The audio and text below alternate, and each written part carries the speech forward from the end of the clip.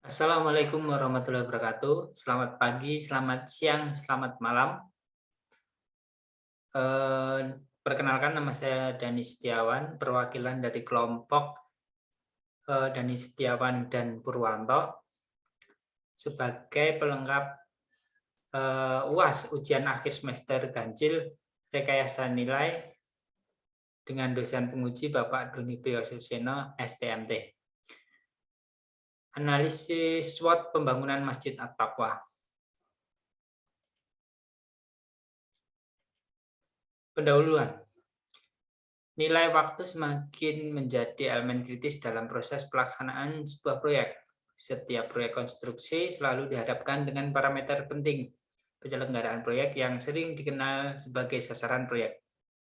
Salah satu ukuran keberhasilan proyek konstruksi ditentukan oleh penyelesaian proyek sesuai dengan jangka waktu yang telah ditetapkan dalam dokumen kontrak dan sesuai pula dengan rencana dan spesifikasinya. Namun demikian, proyek konstruksi merupakan satu proyek yang bersifat kompleks dan dinamis, sehingga terdapat banyak faktor yang dapat mengakibatkan terjadinya keterlambatan pada pelaksanaan proyek konstruksi.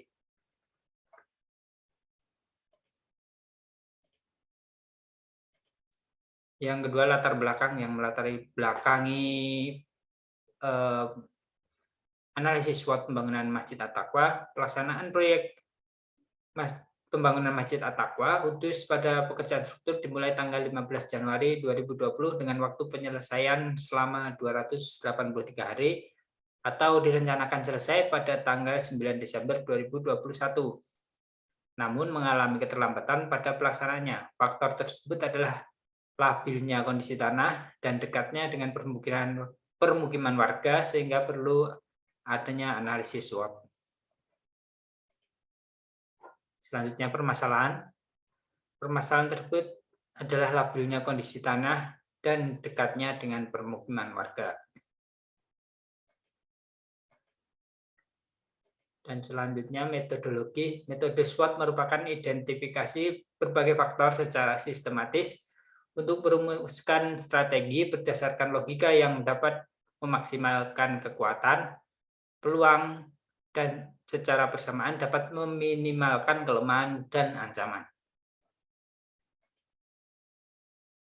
Kita masuk ke pembahasan. Nah, ini merupakan matriks SWOT atau tabel SWOT.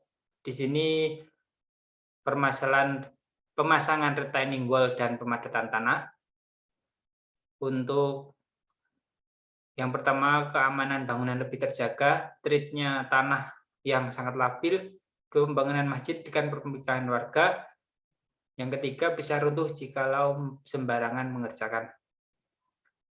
Untuk keamanan jangka panjang, menggunakan material dan SDM yang bagus, melakukan perencanaan dan riset terlebih dahulu, meningkatkan kinerja, melakukan penyeleksian secara mendalam pada material dan SDM-nya. Weakness-nya bertambah rumitnya pekerjaan, item pekerjaan bertambah banyak, bisa lebih lama mengerjakannya, profit bisa bertambah karena item pekerjaan juga bertambah.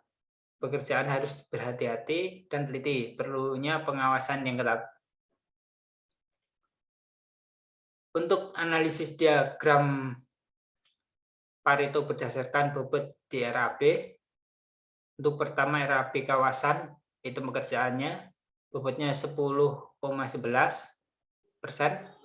2 RAB bangunan 1, 28,91, yang ketiga RAB elektrikal, 18,68, RAB elektronik, 23,02, yang kelima RAB plumbing, 8,99, yang keenam RAB pemadam kebakaran, 7,11, yang ketujuh elemen ketiga, kesehatan dan keselamatan kerja, 3,18. Berikut analisis diagram berdasarkan bobot di RAB.